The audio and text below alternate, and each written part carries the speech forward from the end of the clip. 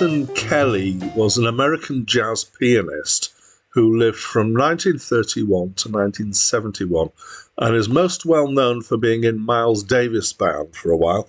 And in particular, he featured on Kind of Blue, which is one of the most famous jazz albums ever.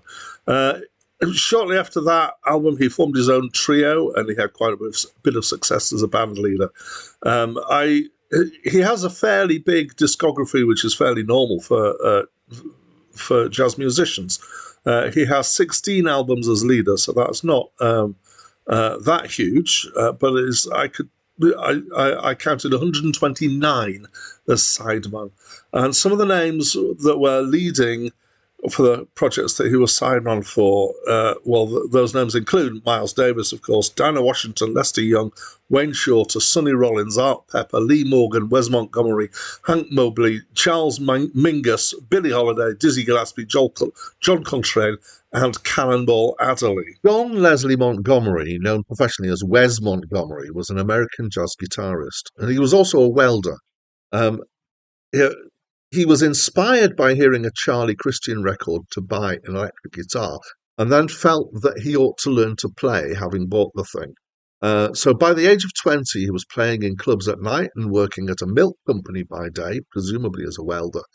A few years later, he got hired by Lionel Hampton for his band, but that lasted only a couple of years.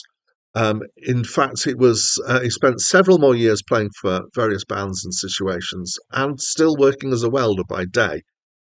After about 20 years as a musician, in 1959, he released his first record as a band leader.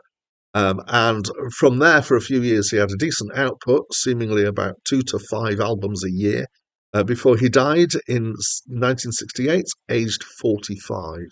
He was particularly known for his smooth guitar technique, using his fingers and thumbs rather than picks or his fingernails. Hi, my name's Dan.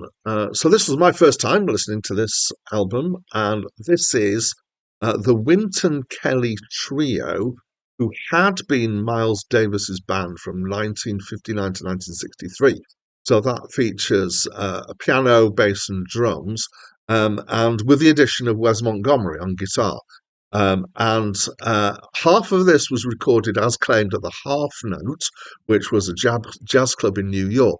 The other half, the second side on the physical LP, was re-recorded at Rudy Van Gelder's jazz studio, which is a very well-known jazz studio. And this is instrumental small band jazz, basically. There's 4 of them. And it's often kind of the bookendy thing where you got a tune and then some improvisation, then the tune at the end. That's kind of broadly speaking. There are 5 tracks here. There are 3 fast tracks, which I might describe as hot jazz, and 2 slow tracks that I might describe as cool jazz. I know that isn't actually the distinction between hot and cool jazz, because hot jazz is New York and cool jazz is West Coast. The first half, so the actual live tracks, have a great atmosphere to them. They sound like it's a really small space, and there's kind of club sounds of people chatting and clinker bottles and things like that. But it's got a nice sound. You don't really notice it when it transitions to to the studio stuff in the second half. The first track is a 13-minute long epic of improvisation, and is probably my favourite track on the album.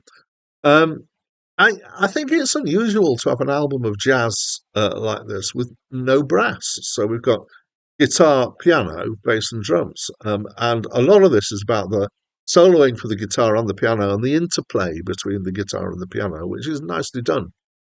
So I've actually played guitar for years, and jazz guitar is still a complete mystery to me. I have never tried to go near it.